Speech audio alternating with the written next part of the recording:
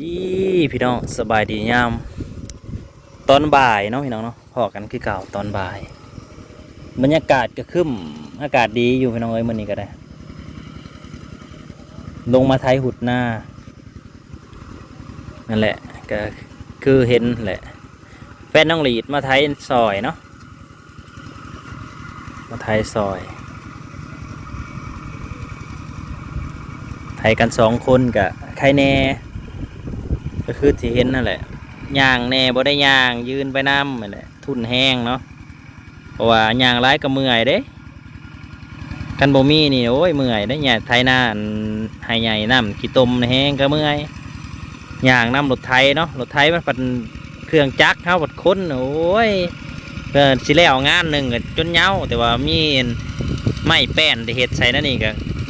เฮาก็บ่ต้องย่างนะเฮาก็ยืนไปน้ำมันย่างไปเนี่ยเวลาเลี้ยวหรือว่าเวลามันติดลมนักๆในกระย่างบ่น่ะก็ยืนไปให้แล้วเฮาก็เฮ็ดไทยคนเดียวเฮาก็เฮ็ดแบบนี้มา2-3 ปีแล้ว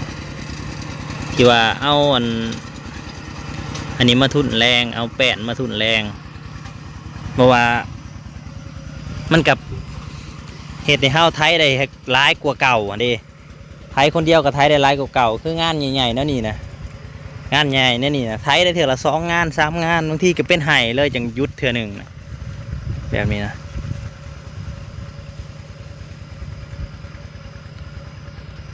นี่งานใหญ่ๆแบบนี้บางทีก็เป็นไห้หรือว่า2 งานจึงได้หยุดเทื่อหนึ่งหัวเขามีแป้นได้ยืนไปเด้ถ้าเขาย่างนั้นแค่งานเดียวนี่พี่น้องเลยจนล่าเบิดทั่วเข่านะถ้าใส่ส่งข้าวยาวในแห้งกับบุมีหอดแห้งถ้าส่งข้าวยาวในแห้งย่างในขี้ต้มผืดเมื่อย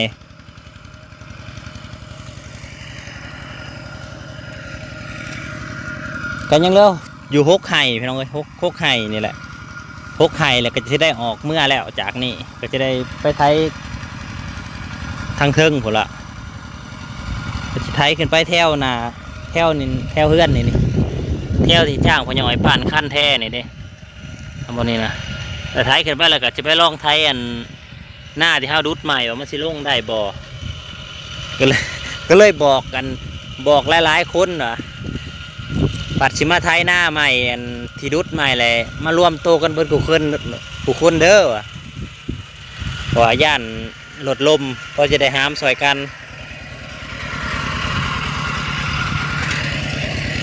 ไห้หน้าเขาเจ้าก็แห้งก็ใหญ่ไห้นี่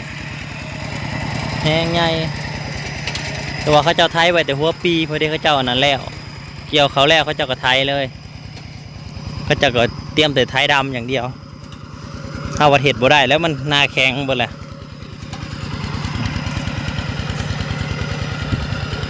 นี่พี่น้องหน้าแท้นี่มันอยู่น้ำดีนะก็จะเห็นแหละมันอยู่น้ำก็บุคิดดอกว่าจะคล้องจะเป็นจะได้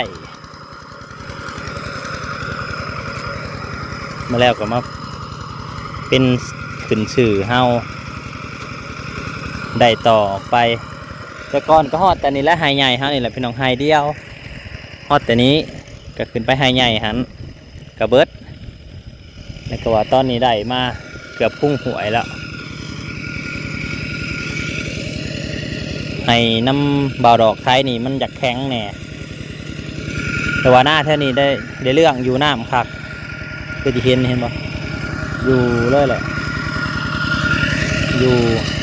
ฝนตกมากกับรอบ2 รอบมันก็อยู่น้ำแล้วเพราะมันเป็นหน้ารองเนาะ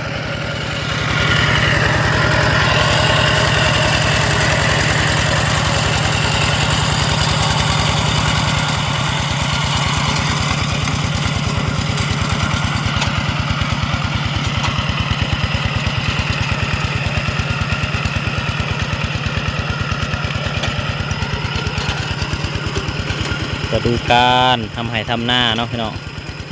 เดี๋ยวบ่เฮิงคือว่าอะไรอีก2-3 ทิศจะได้ดำหน้าแล้ว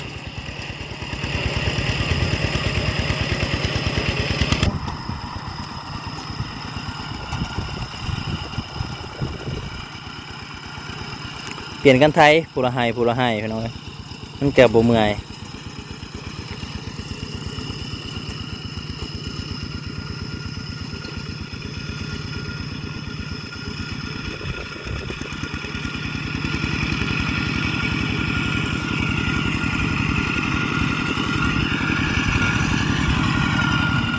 งัวก็ยังบ่ทันเลี้ยงดอกพี่น้องเอ้ยพุ่นแหละฟังไว้อีกทิศ2ทิศเขาเจ้าอาจจะเลี้ยงอยู่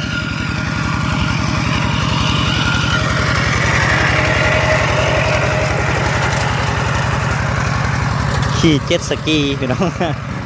ขี่เจ็ตสกี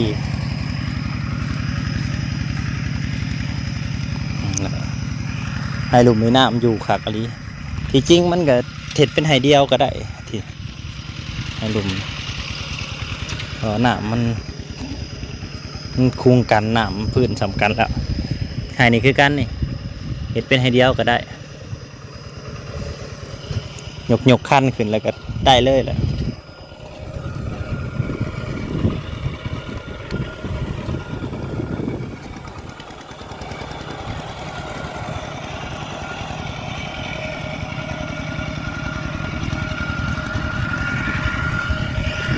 เป็นป่าย่างพี่น้องเอ้ยไปเห็นเขาเจ้ารีวิวอันต้นย่างที่ว่าเอามาปลูก4-5 ปีแล้วมันเป็นเห็ดละโงกก็สนใจอีกบ้านี้อยากได้มาปลูกได้เดินใกล้ๆคอกงัวเฮานะสิลองหาเบิ่งอยู่เห็นเขาเจ้าโพสขายมันเป็นตาเนาะมันย่ำเห็ดออกกับตาสะออนหั่นนะเก็บเห็ดละโงกแม่โอ้เดินเอาเห็นเดินว่างอยู่ว่าเดินเจ้าของว่างอยู่ว่าคันใดก็จัก10จัก20ต้นก็ยังดีมาปลูกเป็นแถวไว้งามๆยามเฮ็ดออกก็เก็บเฮ็ดนั่นน่ะโอ้คือสิมีความสุขเฮ็ดก็เฮ็ดเจ้าของปลูกไว้นะก็เลยอันเซิร์ชหาเบิ่งอยู่ว่ามันมีมันอันออกแค่บ่ที่ว่ามาปลูกแล้วมันก็จะใส่เสื้อให้ไว้ในต้นยางนะว่ามันออกแค่บ่หรือแนวใดแต่ว่าราคากับต้น80 บาทราคาเบี้ยต้นยางแต่พ่อปลูกไว้เลยเนาะเพราะว่าต้นไม้ต้นไม้ถูกตัดเบิดแล้วเขาก็มาปลูกแบบว่าป่าของเขาเองนะปลูกแบบป่าเขาสร้างขึ้นเองป่าไม้ที่เขาสร้างขึ้นเองมันใหญ่มากมันก็เป็นห่มเป็นเงาเขาได้อาศัยได้ไส้เนาะคือว่าเอาละพอจะมาปลูกอยู่ข้างคอกงัวอยู่บ่งต้นเปื่อยอยู่บ่งข้างตะกร้านะปลูกเป็นแถวคือสิง่ายกว่าปลูกกันอื่นนี่ปลูกต้นยางเนาะ3 ปี4 ปีมาเพิ่นว่าเฮ็ดออกว่าซั่นเพราะว่าเพิ่นใส่เสื้อในต้นยางไว้แล้วใบมันหล่นลงแล้วเฮ็ดออกคนว่าน่าสนใจตัวนี้น่าสนใจอ่ะดีคันเฮาปลูกได้หลายมันออกแท้เนี่ยเฮาได้ขายเนาะคือทางฝั่งไทยเพิ่นน่ะได้ปีละหลายหมื่นหลายแสนเนาะขายเฮ็ดละโงกแม่น่าสนใจคันมันได้แท้นี่อันตัวนี้เนี่ยเป็นแบบธุรกิจแบบระยะยาวเลยเด้ แต่ละปีเก็บเฮ็ดขายนี่ก็รวยเนาะเป็นเกษตรกรเพิ่นอยู่ทางฝั่งไทยเพิ่นเฮ็ดประสบผลสำเร็จเนาะเห็นโอ้ต้นมีมาหลายแบบหลายแนวเพราะว่าคือว่าอะไรต้นย่างหน้าเฮาบ่ได้ดูแลหยังมากมายดอกเพราะว่ามันเป็นพืชที่เบิ่งง่ายปลูกง่าย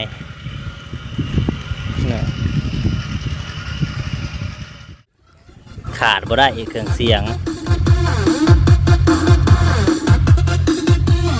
ดูหน่อยเอา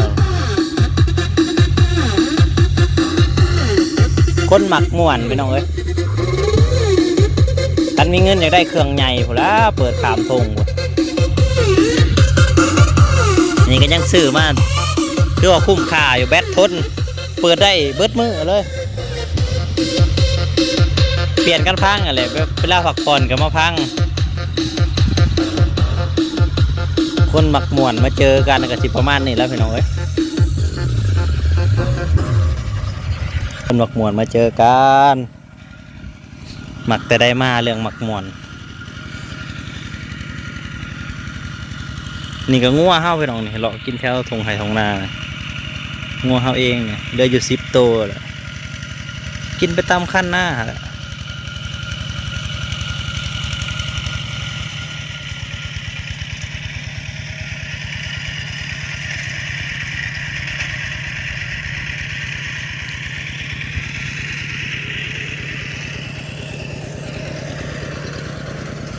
ย่ำนะปลาออกมาพี่น้องเอ้ยออกจากน้องใหญ่ๆเขาเจ้านี่เห็นแต่คันมันน่ะ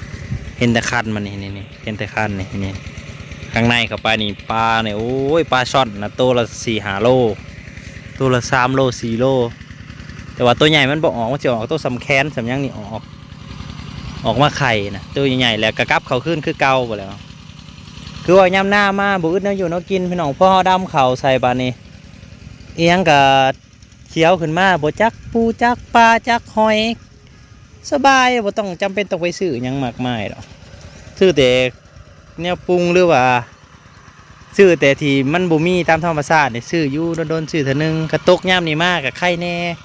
เพราะว่าเรื่องเงินเท่ากับเอาไปทุ่มใส่อันขาปุ๋ยกาน้ำมันเนาะเป็นนั่นกับไข่แน่กันย่ำแรงมากวัดเน้นแต่ซื้อกินก็ดีไปคนละอย่างหั่นละปล่อยพ่อกันใหม่พี่น้องเอ้ยคือว่าละเฮ็ดให้เฮ็ดหน้าคือเก่าปีใดกะอาชีพนี้มันถิ่มบ่ได้แนวใดเฮาลำบากแต่ตอนเฮาเฮ็ดแต่ว่าพอเฮาเฮ็ดหน้าแล้วเฮาก็สบายคือเขาอยู่แล้วเฮามีกินหาเงินใส่ไปมีเงินก็ใส่ไปหาเงินใส่เนาะถ้าหาเงินซื้อเขานี่บ่รอดเด้มันบ่รอดเด้หาเงินซื้อมาพริกแป้งนัวนี่ก็ยังพอแห้งแล้วนั่นแหละก็เลยคิดว่าเฮาเฮ็ดไว้มันดีแหละเพราะว่าบวเก่งพ่อที่จะหาเงินซื้อเขากินนะแต่ว่ามีแห้งพอเห็ดหน้าไหวกินเองนั่นแหละพอกันใหม่พี่น้องขอบคุณหลายๆที่เข้ามารับชมขอบคุณที่ติดตามเนาะขอบคุณทุกคนบรรยากาศท้องไร่ท้องนา